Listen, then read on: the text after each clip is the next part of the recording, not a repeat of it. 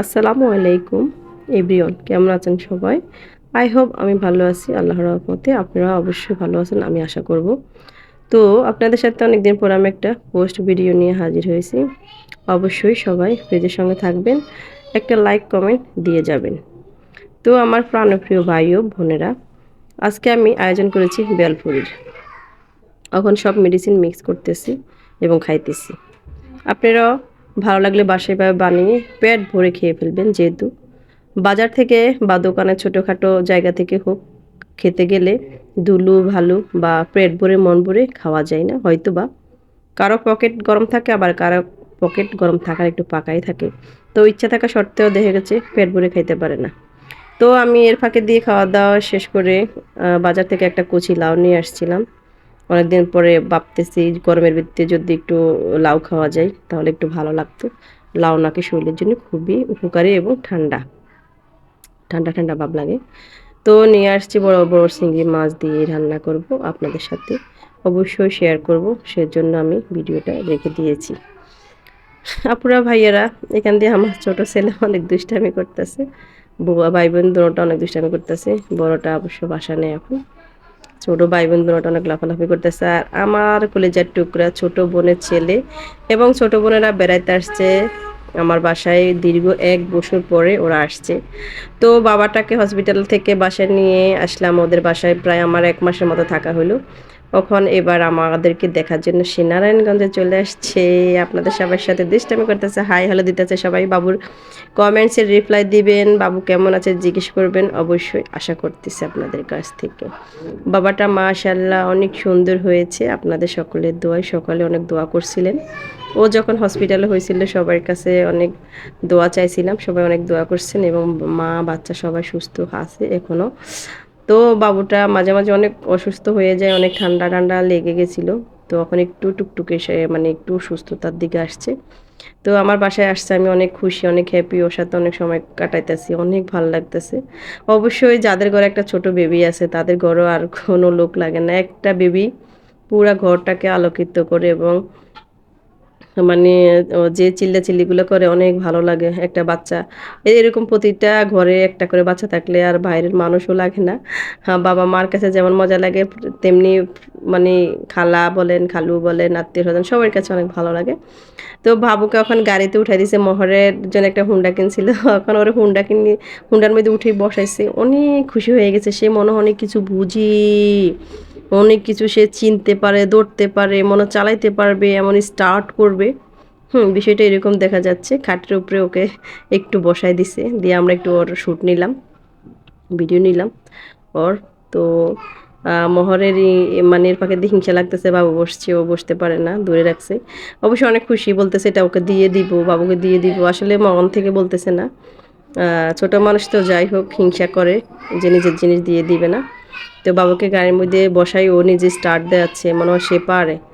আর এর ফাঁকে দিয়ে আমি গরুর কিমা করে রেখে দিয়েছি, কয়টা কাবাব করব, যেহেতু মেহমান ওদের জন্য এক্সট্রা করে আমি 1 কেজির মতো গোশ রেখে দিছি। ওই যে 7 কেজি গোশ ভাগও পাইছিলাম, 5,000 টাকা যে বাগটা নিলাম সেখান থেকে। তো সবাই মিলে একসাথে খাবো, তাই একা একা খাই নাই, বোনরা আসছে এখন। তো কাবাবের জন্য আমি সব কিছু রেডি করতেছি, মিক্স করতেছি। এটার সাথে আমি ডিম দিয়ে দিয়েছি 4টা, তারপরে দুধের গুঁড়া দিয়ে দিয়েছিলাম, আদা পেস্ট, রসুন পেস্ট, সব ধরনের গরম মশলা পরিমাণ মতো হাফ চামচ করে করে 1 চামচ করে করে যেটা যতটুকু লাগে সব কিছু দিয়ে লবণ টবণ দিয়ে। আর এটা সবচেয়ে মজার বিষয় হচ্ছে একটু ডিমটা যত বেশি দিবেন সফটটা তত বেশি মজা হবে কাবাবটা। এটা আমাদের ঘরোয়া কাবাব আর কি, যেহেতু বিয়েবাড়ি কাবাব বা অন্যান্য বিভিন্ন ধরনের অকেশনের মতো হবে না, আমার ঘরোয়াভাবে হবে। তো এর ভিতরে গরমের ভিতরে আমি পান্তা ভাত ছিল অনেকগুলো, অনেকগুলো পান্তা ভাত ছিল, তাই ভাবলাম একটু ভর্তাও করে নিই, ইলিশ মাছও আছে ভেজে নিব। সবাই আজকে বোনের জামাই শুদ্ধ আছে, সবাই আছে, বললাম যে সবাই আজকে পান্তা ভাত খাও, প্রতিদিন রুটি খাওয়া হয়, যেহেতু আজকে ভাত রয়ে গেল। তো আমার বোনে বলতেছে সমস্যা নাই, গরমের ভিতরে ঠান্ডা ভাত খেলে মানে পান্তা ভাত খেলে অনেক ভালো লাগবে, এটা শরীরের জন্য অনেক উপকার। এবং ডাক্তাররা এখন বলতেছে সবাইকে ঠান্ডা ভাত খাওয়ার জন্য। তো এখন আমি করছি আলু সিদ্ধ করে, এখন ছোটো বোন আমার আলু ভর্তাটা করে ফেলবে। আর আমি রান্নাঘরে বাকিগুলো করতেছি, ইলিশ মাছ বাজার দিয়ে দিলাম এখানে তাওয়ার মধ্যে। অবশ্য অনেক বড় ইলিশ মাছ না, ছোট টাইপের ইলিশগুলোই। তো আমি মাছ দিয়ে সবাই খেয়েছে, আমি এখন খাচ্ছি আর আপনার বাইকে এখানে টেবিলে দিয়ে দিছি। সে খেয়ে আবার চলে যাবে গার্ডেনের দিকে, মেহমান আছে তাই আজকে একটু লেট করিয়ে যাইতেছে সে। তো বক্তা টক্তা বাড়তে একটু লেট হয়ে গেছে, শাসনি বলেন ভর্তা বলেন যে যাই বলেন, আমি আবার শাসনির সাথে মানে দইনা পাতা বা হস পাতা যে যাই বলেন, এক এক দেশের এক এক রকম ভাষা। তো ওটা ছাড়া আমি ভর্তা খাইতে পারি না। আর যে এখানে ইলিশ ভাজা হয়ে গেছে, এখানে আলু ভর্তাটা, এখানে শুটকি ভর্তাটা, রসুন ভর্তা, শুটকি ভর্তা করছি, এখানে বোম্বাই মরিচ আছে, মানে অনেক অনেক বোম্বা মরিচ এখানে। আর হচ্ছে গিয়ে অনেক মজা লাগছে, নাকি পান্তা ভাত খেয়ে সবাই বলতেছে অনেক মজা লাগতেছে, অনেক ভালো লাগতেছে। তো এই ভর্তাটার সাথে আপনি যত বেশি রসুন দিবেন, এটার সাথে আমি খালি ওই ভর্তাটার সাথে খালি আমি রসুন আর পেঁয়াজ, ধনিয়া পাতা বেশি, কাঁচামরিচ, এই জাস্ট লবণ, এছাড়া আর কিছু দিলে মজা লাগবে না। আর এখানটাতে হচ্ছে শুটকি আর লাল মরিচ দিয়ে পেঁয়াজ দিব, এটার সাথে রসুন অ্যাড করবো না। এইভাবে সবাইকে আমি বেড়ে বেড়ে দিলাম আর সবাই নিজ নিজ প্লেটে নিজ দায়িত্বে খেয়ে নিল।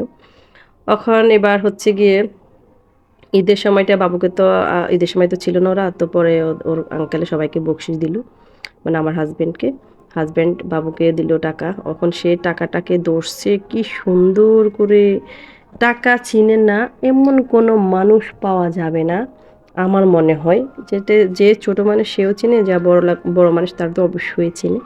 টাকাটা মোট করে ধরে রেখেছে ওর আঙ্কেলের কোলের ভিতরে, কি সুন্দর করে দেখেন আপনারা, যে একটা 200 টাকার নোট, একটা 100 টাকার নোট সুন্দরভাবে ধরছে। হ্যাঁ, এই দেখেন মিট মিট করে আবার হাসতেছে। আর বোনে কি আনছে না আনছে, বহুদিন পরে আসছে, সব কিছু আপনাদের সাথে শেয়ার করতেছি। কেউ মাইন্ড করবেন না, ডোন্ট মাইন্ড।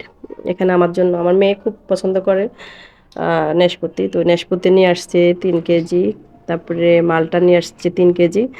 আবার ওদের দোকান থেকে সেমাই, সব ধরনের মানে সেমাই, দুধ, চিনি, বাদাম, কিশমিশ, দুধের গুঁড়া, মানে ময় মশলা যা যা লাগে এভরিথিং সব কিছু নিয়ে আসছে। হ্যাঁ, সব কিছু নিয়ে আসছে দোকান থেকে। আর এখানে আমি 2টা কাঁচা আম পাইছিলাম, যে বাগান থেকে নিয়ে আসছে, সেগুলো এত মজা, কেটে নিলাম দুপুরবেলা খাবো। আর আমরা সবাই খাওয়া দাওয়ার পরে বোনের সাথে বোনদেরকে নিয়ে একটু আমাদের এখানে মনীষার রেস্টুরেন্টে চলে গেলাম ঘোরার জন্য। বাসার পাশে যাইতে প্রায় 5 থেকে 10 মিনিট টাইম লাগে। তো সবাই মিলে এখানে গিয়ে একটু পোস্ট টোস্ট নিয়ে একটু ছবি টবি তুললাম, বোনের মেয়ে আছে সাথে। এখান দিয়ে বোনকে আমি বলতেছি যে তুই আমার কয়টা ভিডিও নিয়ে দে মা, খালামণি একটু স্টাইল টিস্টাইল করে নি, তুই একটু ভিডিওটা নিয়ে দে। তো যে কথা সেই কাজ, টুকটাক ভিডিও নিয়ে দিয়েছে আমাকে। তো বাসার পাশেই তো তাই আর ঘুরলাম, মোটামুটি আসর নামাজ পড়ে আমরা বাসা থেকে বের হয়ে গেলাম সবাই। ভালোই লাগছে, অনেক বাতাস এবং অনেক গাছগাছালি সুন্দর সুন্দর। এই মানে রিসোর্টটা রেডি হইতে মনে হয় এখনো মিনিমাম 2 থেকে 3 বছর হয়তো বা লেগে যেতে পারে, তবে অনেক সুন্দর হবে। আপনারা যারা আশেপাশে আছেন তাদের জন্য অনেক উপকার হবে, বেশি দূরে আপনারা পার্কে ঘুরতে যাওয়া লাগবে না, বাসার পাশে এখানে আসতে পারবেন খুব সহজে, গাড়ি ভাড়াটা আপনাদের বেঁচে যাবে। এখানে মনীষার সাথে যে রেসিডেন্টের মালিক, যে তার সাথে দেখা হয়ে গেল। তো আমার বোনের জামাই, যে এখানে বোনের জামাই কথা বলছে, সালাম টালাম দিল, সবাই সবার সাথে কথাবার্তা বললাম। আবার অনেক সুন্দর সুন্দর খেজুর গাছ, তারপরে এখান দিয়ে কাঁঠাল গাছ, একদম ন্যাচারাল কাঁঠাল ছোট ছোট ধরতেছে, অনেক বেশি কাঁঠাল হয় এই গাছগুলোতে। যাই হোক, সেখান থেকে ফিরে আসলাম, বোনে আমাদের জন্য চকলেট নিয়ে আসছিল, সেই চকলেটগুলো সবাই এখন বের করলো, সবাই 2-4টা করে খাইছে। এখানে ভালো দামি, কম দামি, বেশ দামি সব ধরনের চকলেটে নিয়ে আসছে টুকটাক মহড়ার জন্য। আর আমি এখানে পাপাটাকে নিয়ে একটু খাচ্ছি, পাপাটাকে আদর খাচ্ছি, ওকে আদর দিচ্ছি, মনটা চায় ওরে কি যে করতে, মনটা চায় যে কামড়াইয়া ঠোঁট মোট সব খেয়ে ফেলতে, এত ভালো লাগে কেন। ও যে হাসি কি kit kit kit kit kit করে হাসতেছে, আর আমার কি মজা লাগতে আছে, ও মজা নিতেছে, আমার মজা লাগতেছে। এর ফাঁকে আবার আঙ্গুলও খাচ্ছে, দেখেন দেখেন দেখেন কি সুন্দর করে আঙ্গুল খাচ্ছে, মনে হয় যেন মিষ্টি লেগে আছে মানে তার আঙ্গুলের মধ্যে। এই যে দেখেন কি কি করতেছে, কি করতেছে, কি করতেছে, আমার তো মনটা চায় ওরে কি যে করতে।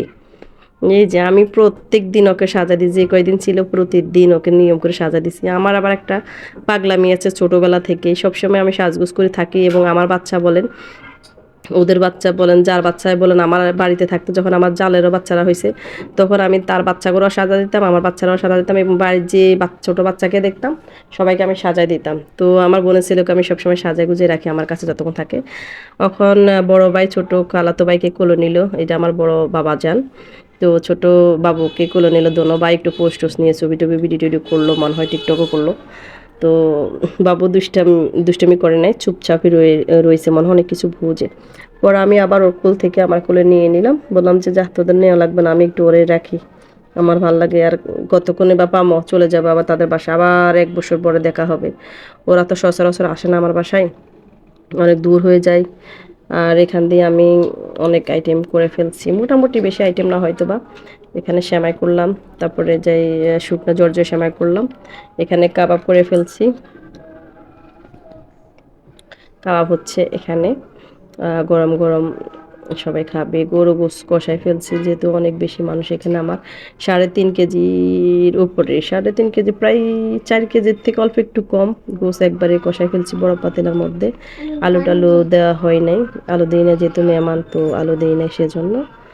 তো আমি এর ফাঁকে দিই, খিদা লাগছে, অনেক খিদা লাগছে, তো ভাবলাম এর ফাঁকে দিয়ে একটু যদি কিছু খেয়ে নিতে পারি, অনেক খিদা লাগছে যেহেতু। তো পিঠা খেয়েছি, আর পিঠা বাজতেছে এখানে। এখানে আমাদের এটাকে কি বলে, আম, পুলি না, পুলি পিঠা না, উম, তেলের পিঠা বলে, মানে ডোবা তেলের পিঠা। এটাতে দুধ দুধ বেশি করে ডিম করে ময়দা দিয়ে চিনি দিয়ে আখের ইয়ে সরি খেজুরের গুড় আছে মিক্স, অনেক মজা। একটু মিষ্টি কমায় দিয়ে ডিমটা ভাড়া দিলে মানে পিঠাটা খেতে অনেক টেস্টি হয়, নরম সফট হয়। তো সবাই ভালো থাকবেন, সুস্থ থাকবেন, সুন্দর থাকবেন, সবাই সবার জন্য দোয়া করবেন, সবার জন্য ভালো থাকতে পারি, আমরা সবাইকে ভালোবাসতে পারি, ভালো রাখতে পারি, এই কামনা আপনাদের কাছ থেকে সব সময় করি। সবাই ভালো কমেন্টস করবেন, ভালো ব্যবহার বংশের পরিচয় সেটা দিয়ে দিবেন। খারাপ কথা কেউ বলে নিজেদের সম্মান নিজেরা হানি করবেন না। আপনাদের সবাইকে আন্তরিকভাবে অনুরোধ, আপনাদের আমাকে খারাপ কমেন্টস করার আগে নিজের ফ্যামিলির কথা আগে ভাববেন। তো সুস্থ থাকবেন, আর সুস্থ মনের মানুষেরা কখনো মানুষকে অসুস্থর মতো কমেন্টস করতে পারেন না, আমি বলে মনে করি। তো সবাই ভালো থাকবেন, আসসালামু আলাইকুম, আল্লাহ হাফেজ।